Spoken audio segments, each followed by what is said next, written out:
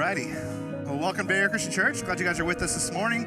I am excited this morning to kind of jump back into Sermon on the Mount. Really enjoying getting to study and read and learn all about this. But I will qualify this. This is not the easiest week. So if this is your first time, I understand where we're at in the Sermon on the Mount is a little bit crazy, but we'll get there. But one of the things I did want to mention is one of the things that we're going to start doing here occasionally is what's called Coffee with the Pastor. I think we have a beautiful slide there. On next Sunday at 9 o'clock, basically, if you just want to come and ask questions, if you're maybe new to the church, or if you've been around for a while and you just kind of want information, maybe you're like, I have a Bible question that I want to stump Kyle with, come do that. I enjoy looking like a fool. So I may not have all the answers to your questions, but I can at least find a resource for you to get the answer. But it's just an opportunity for you to hear a little bit more about our church, a little bit more about our ministries, even, Bible questions you may have. We can kind of walk through some of those as well. But I'd love to sit down and have coffee with you here. So we'll do it in this lobby over here next Sunday at 9.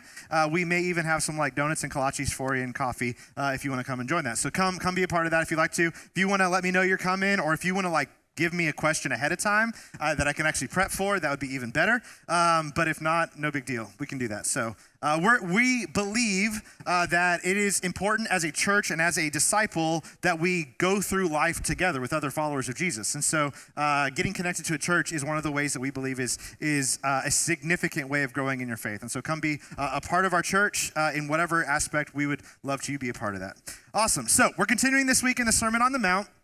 And since the beginning, we've been talking about how Jesus came in and he didn't bring a new set of rules. What he did is he went and looked at the Old Testament law, not just even the law, but the entirety of the Old Testament, and he reinterpreted it the way that it was designed to. And that design was to point to the person of Jesus himself. And so he took all of these laws and all of these covenants and all of these promises, and he brings them into a connection with himself, with Jesus. And so we began to study this. We realized that there's a really beautiful structure to this. And the structure is broken up by the number. I was hoping for an answer there, right? You guys can talk, I promise, all right? 3. Yeah, you're right, 3. So there's 3 all over the Sermon on the Mount. You have a body, or you have an introduction, a body, and a conclusion. And then inside the body, it's broken up in 3 sections. Jesus in the Torah, Jesus and the religious leaders, Jesus and social issues. And then even within all of there's even other little subsections of 3s. It's really beautiful the way that it's structured and put together. And what it does is it kind of points us back to the middle of the Sermon on the Mount, which is actually the Lord's Prayer, where Jesus teaches us how we consistently have intimacy with him. And so as we approach this next section of Scripture, right, if you got the notes ahead of time and you've read through this a little bit, as we approach this, we have to remember a couple things. First, that Jesus is showing us what the good life is.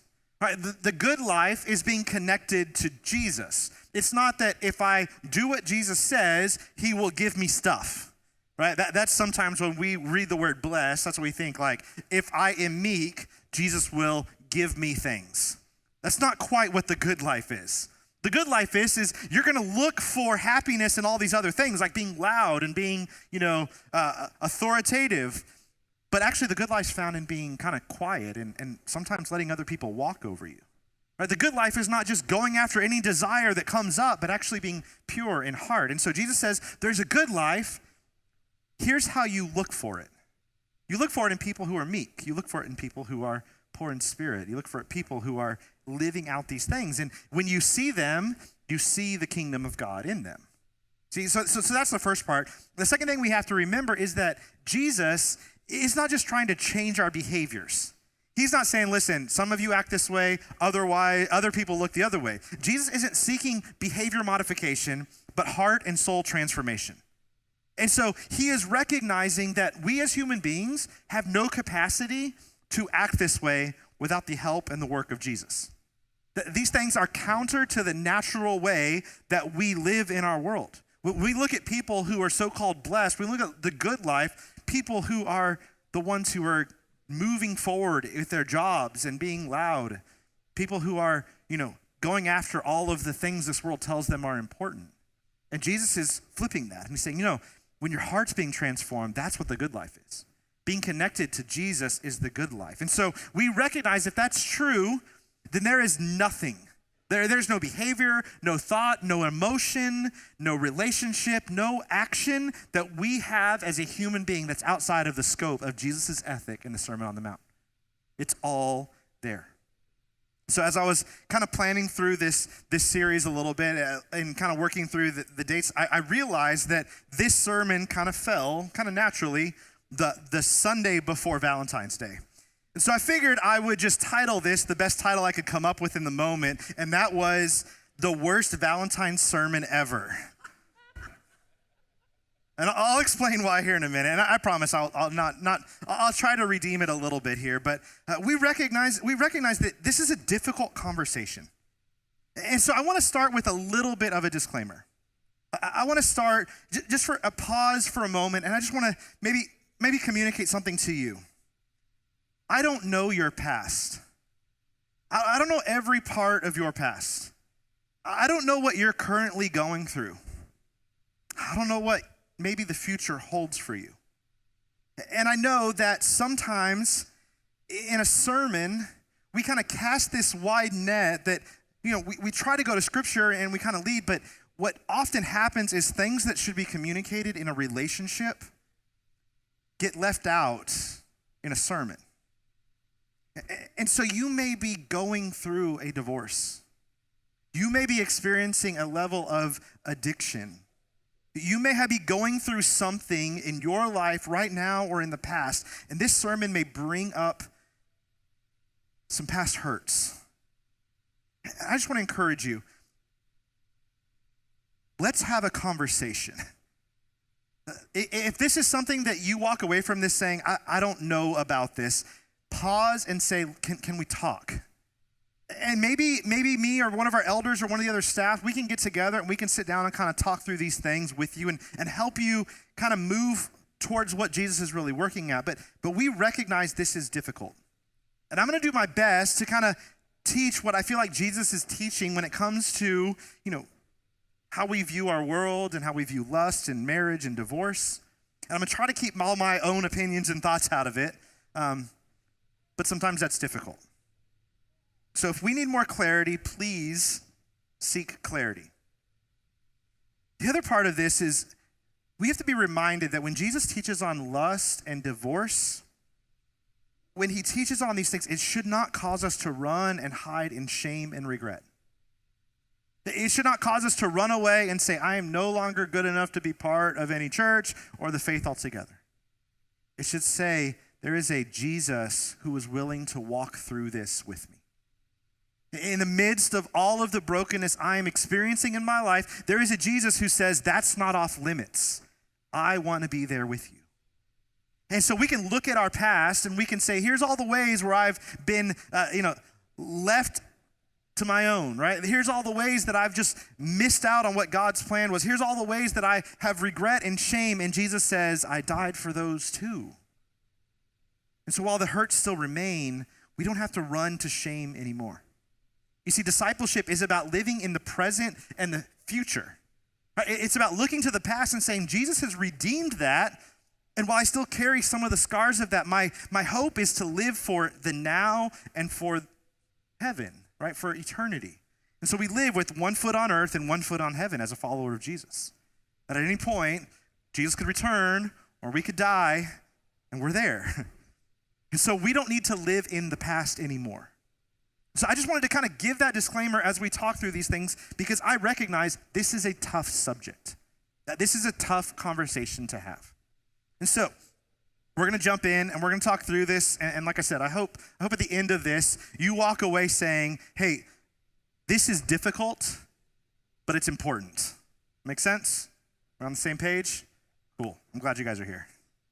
I've actually been a little bit nervous about this. I don't know if you can tell. So anyways, so open your Bibles. We're in Matthew 5, verses 27 through 30. And there's two sections we're going to cover here. And they're two separate sections, right? They go together and they deal with a lot of the same kind of underlying idea, but they're two separate topics. And the reason we know this is because there's a phrase that's used in this section that says, you've heard it said, or some form of that, which points us back to an Old Testament command, right? So in Matthew 5, 27 through 30 says, He says, you have heard it that it was said, right? Reminder, in the Old Testament, you shall not commit adultery. But I say to you that everyone who looks at a woman with lustful intent has already committed adultery with her in his heart. If your right eye causes you to sin, tear it out and throw it away. For it's better for you to lose one of your members than your whole body be thrown into hell. If your right hand causes you to sin, cut it off and throw it away. For it is better for you to lose one of your members than for your whole body to go into hell. See? That's a tough thing to hear because the nature of being a human being means that our eyes tend to wander. Our hearts tend to wander. So Jesus says it's a big deal. It's a big deal where we're at. And so Jesus is taking one of the 10 commandments, right? Thou shalt not commit adultery. And I don't know why, but for some reason the 10 commandments are only in King James Version in my mind. Right? Don't commit adultery, because adultery is wrong, right? Adultery is wrong. But I could imagine, like, that's not the bar for good marriages, right? Like, if you're like, hey, Kyle, I'd like to get together and, talk about, our marriage. And I get together, I was like, so, how's your marriage doing? Well, we haven't committed adultery yet.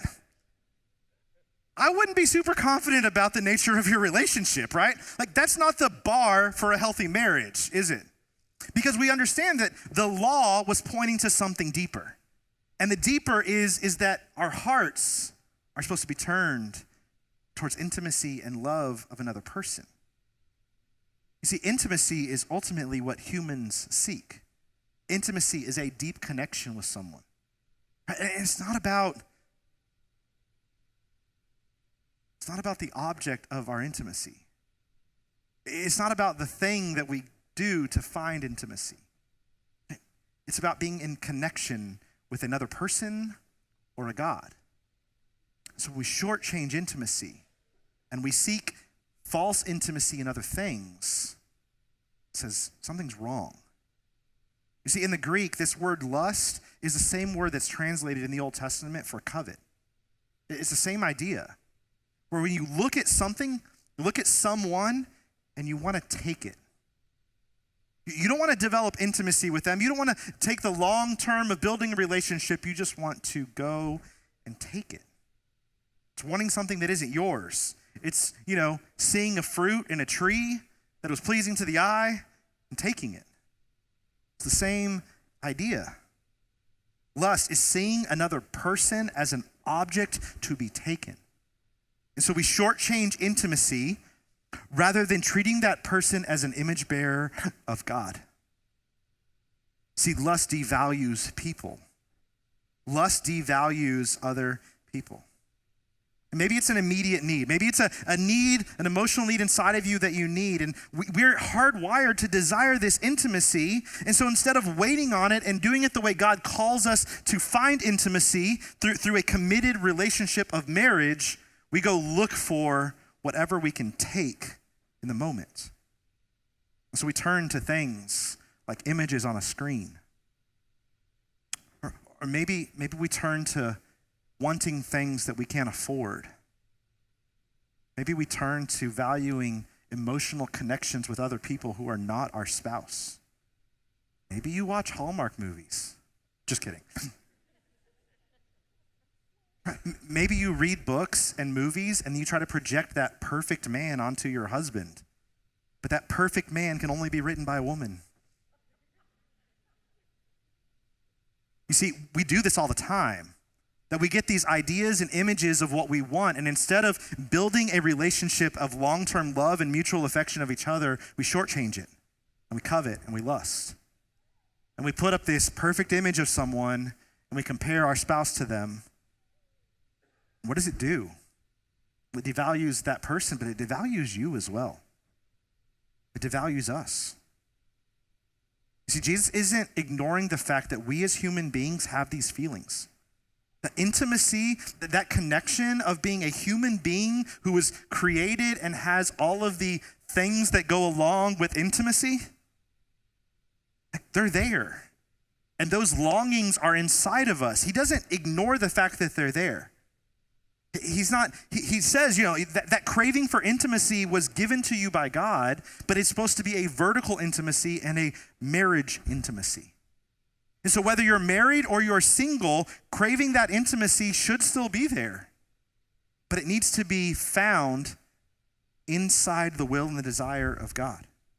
One of the commentators I'm reading named Scott McKnight says, Jesus teaches control of desire, not the suppression of sexuality. He's not saying it's not there.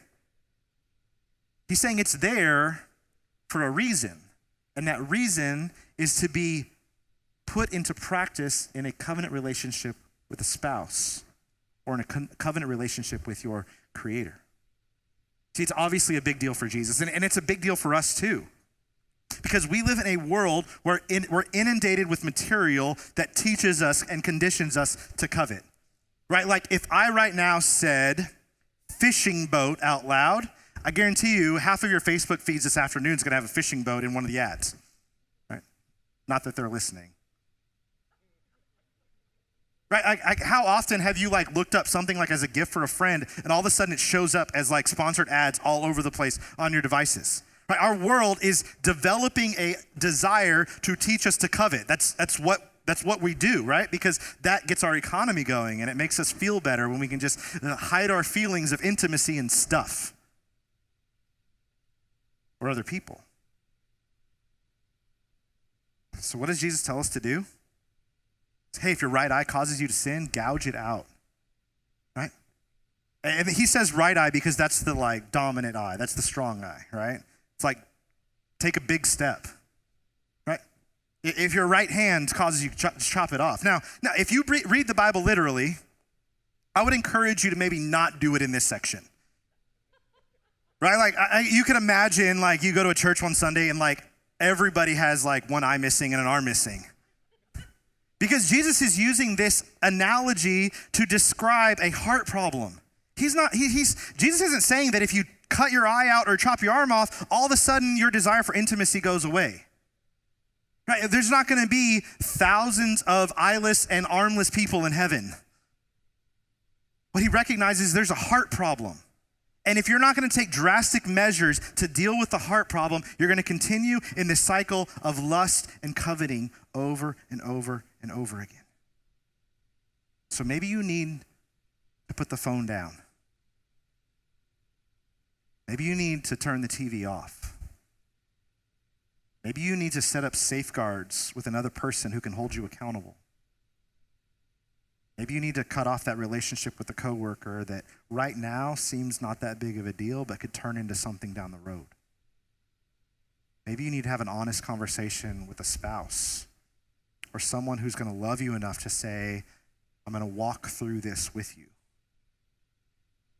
This is a big deal, and it requires a big response.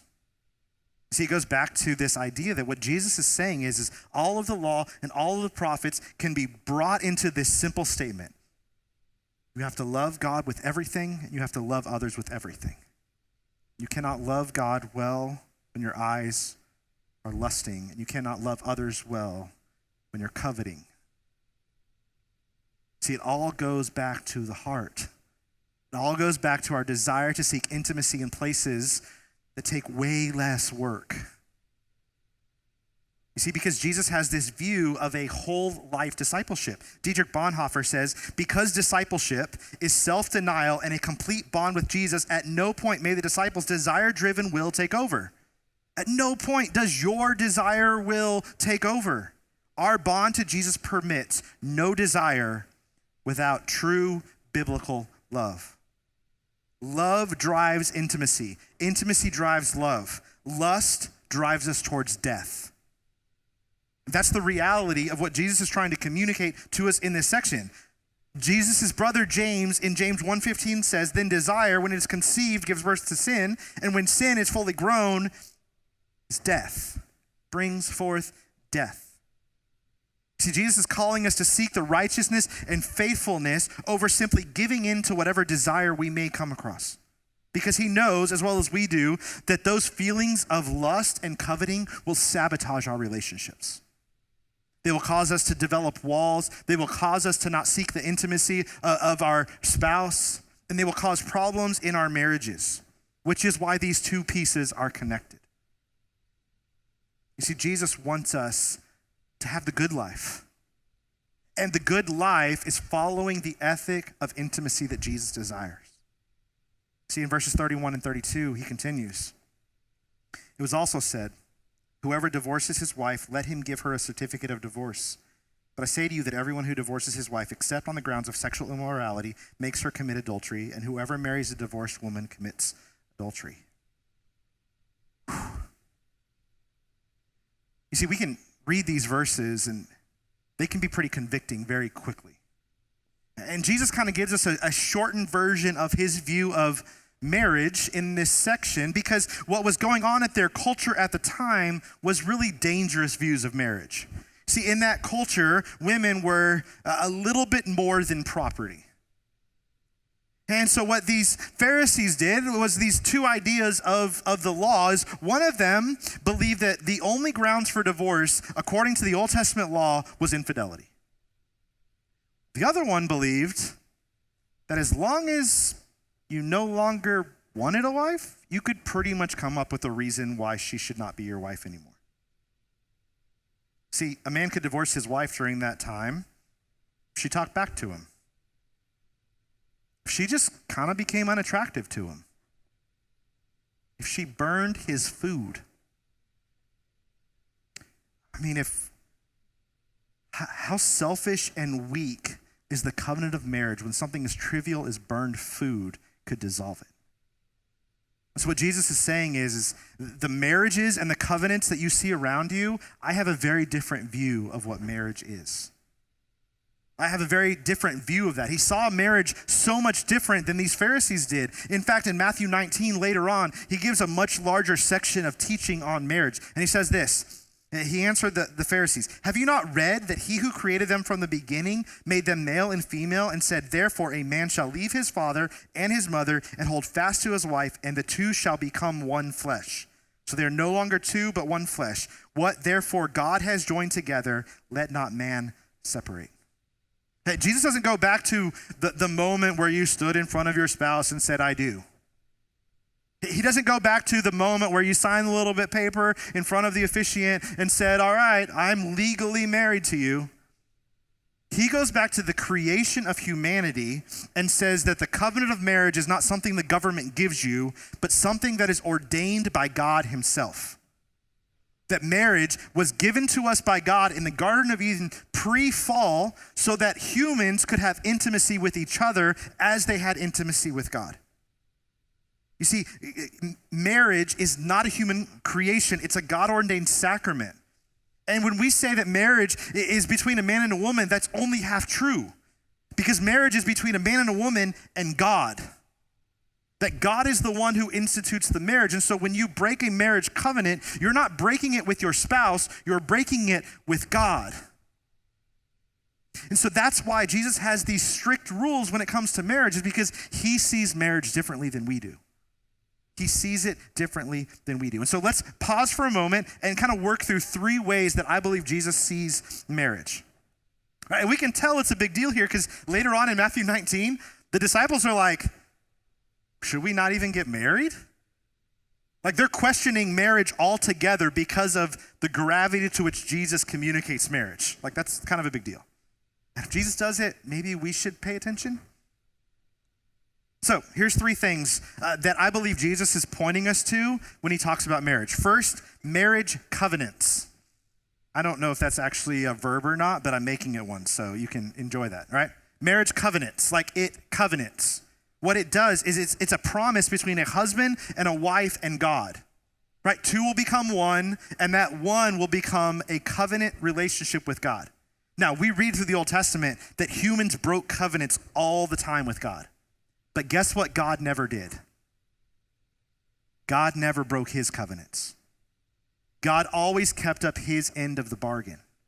And so when we get married, we look to a God who covenants a relationship with us. So marriage covenants our relationship to each other and our relationship with God. And so the promise between a husband and wife will be committed to each other, not as long as they love each other, but as long as God covenants that marriage. This is a very specific and very significant covenant. This is why when Jesus says any man who marries a woman who has been divorced commits adultery, because God sees the original marriage as a binding covenant. Now, the problem we run into is sin entered the world. And while Adam may have been the perfect guy, that was kind of a joke. I know, go ahead. I got one, and I thank you. I'll count it. Right, but as Adam and Eve were in this relationship together, there was intimacy and closeness because there was no sin. But once sin entered the world, there was struggle. And that struggle produced a division in marriages and a division in parenting and a division in all over the relationships of all over our world. And yet God still wants that covenant. You see, when God looks at a marriage, he says, you're not married as long as you love each other. You love each other because you're married. You committed to this covenant, therefore you're choosing to love. You're choosing to seek intimacy. You're choosing to do that. That's what a covenant does, is it binds things when legal documents can be easily broken. So marriage covenants, but it also protects. The marriage relationship protects human beings from a brutal world.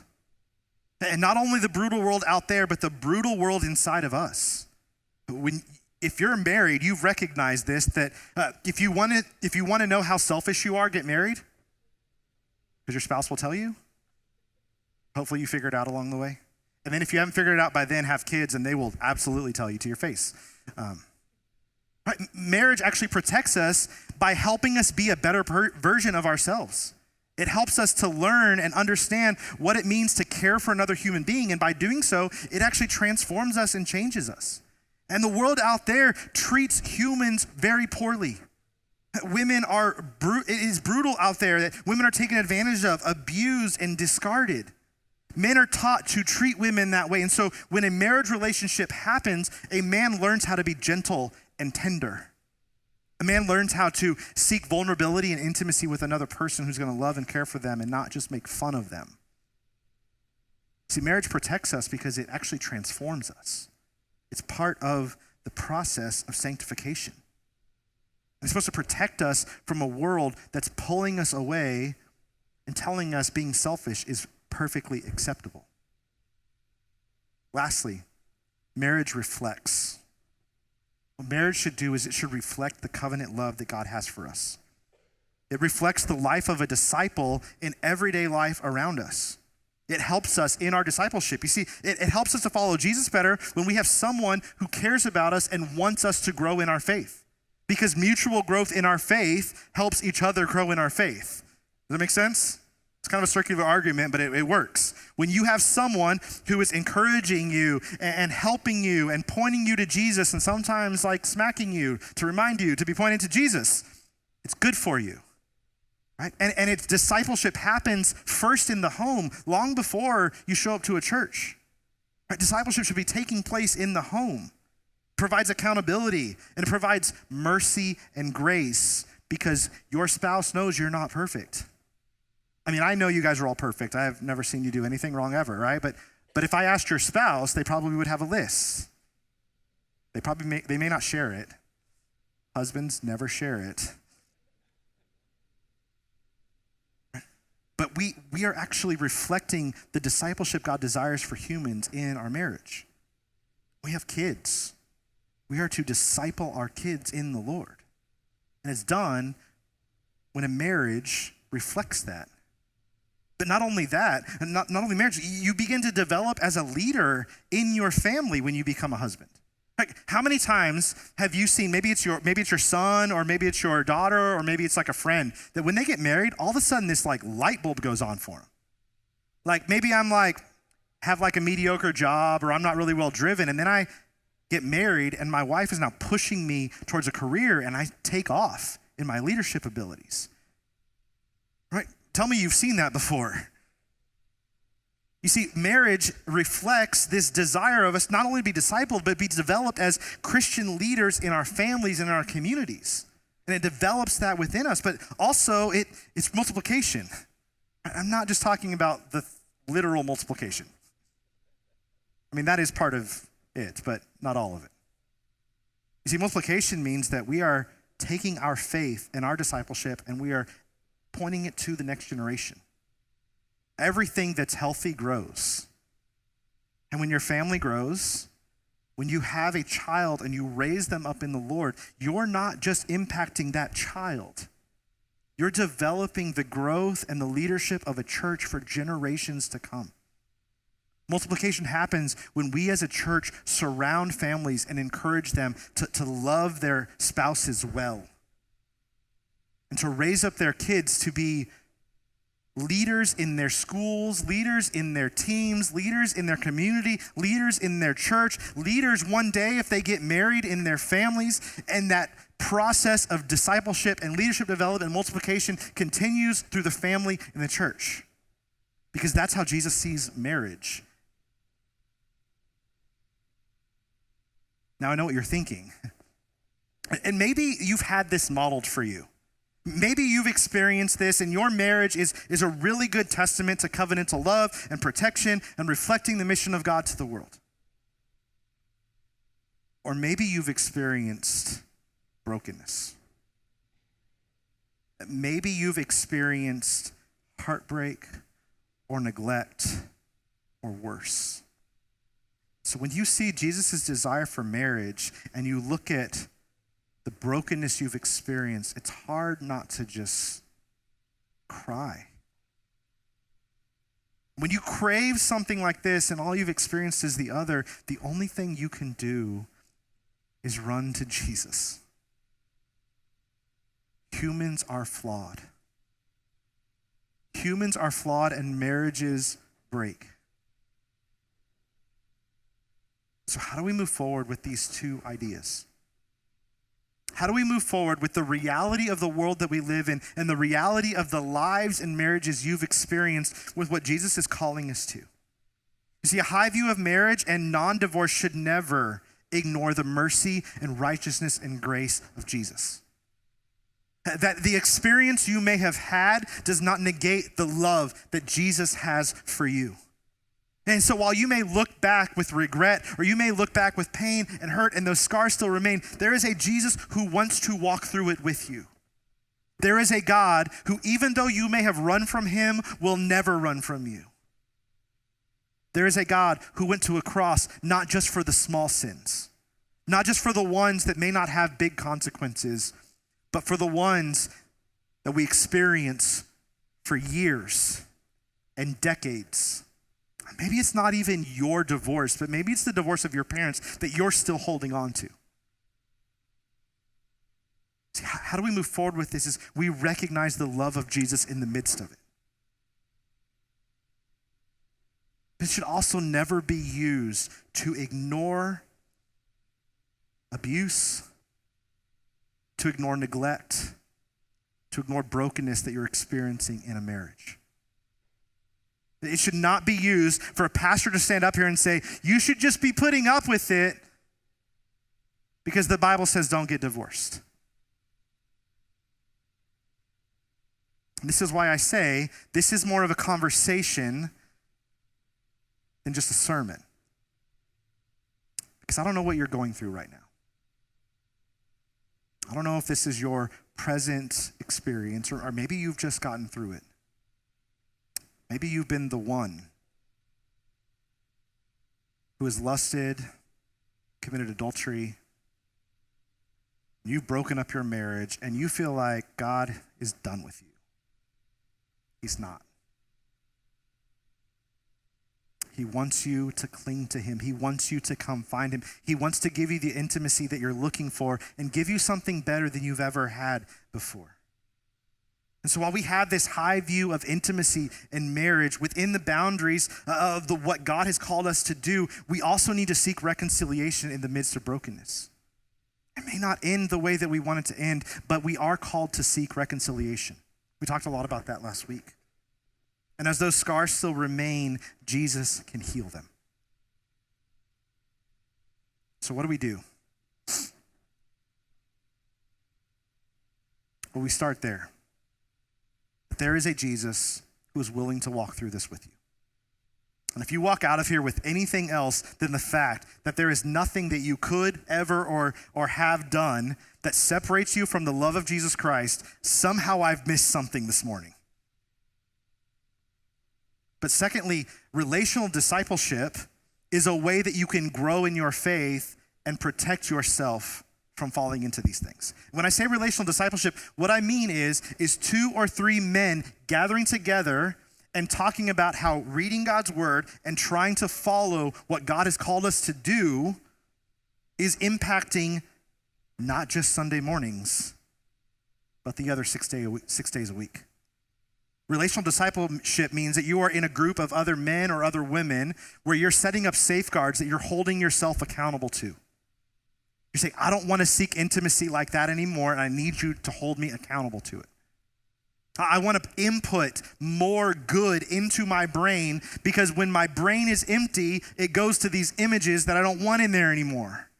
And I need people to surround me and point me towards the good and remind me that in the midst of all the brokenness that may still be going on in my brain, there's a God who wants me and wants the good. Lastly, we need to seek the intimacy of a good life. And that good life is following the way God desires for us to live. I mean, seeking intimacy in the way God intended it to be. That means if you're single, then you wait until you're married. That means if you're married, that intimacy is only found within your marriage. That means if you're divorced, intimacy is still found in relationship with Jesus and should be held off until either remarriage or never. See, this is a hard calling, but what Jesus says is that if you follow my rules, you will get the good life. But it's difficult. So what I want to do is I just want to pray for you. I want to pray because this is heavy. This is difficult.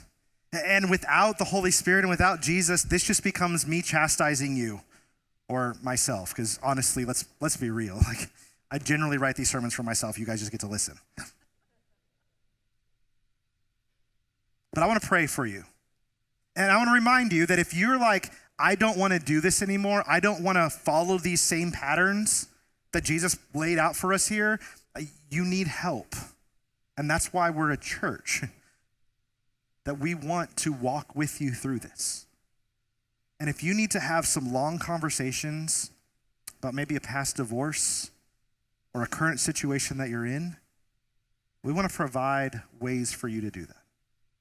And so in front of you or on a connection card or just somewhere around, come up and grab me after church. It doesn't matter. If you wait until you get to your car to decide to do this, you're not doing it. That's the reality. But Jesus wants to offer you something better. Let me pray for you. Dear God, we recognize that our hearts crave intimacy. And while we live in a world that promises us to shortchange that intimacy for fleeting desires and fleeting pleasures, you offer something better. And so God, I pray that we would seek the better. If we're single in this room, that we would seek the better and wait until marriage. If we're single in this room, that we would develop safeguards, that we would develop relationships, and we would develop the practice of not going to shortchange intimacy with screens. God, if we're married, that we would seek the intimacy of our marriage relationships and that we would put away anything else that is stopping us or hindering us from that deep intimacy with our spouse. God, if we've experienced divorce, that we would first cling to Jesus, who loves us, who offers mercy, who offers grace, who offers intimacy far beyond anything this world has to offer. and that we would work through some of the pain, some of the hurts that we've experienced. God, I pray that there is not one person in this room that hears this very specific view of marriage, this very specific view of singleness, and rather than leaning in to the good life, they run. God, I pray you hold them close so that in all things we would do, we would love you with everything. We just pray these things, knowing and believing in the power of Jesus.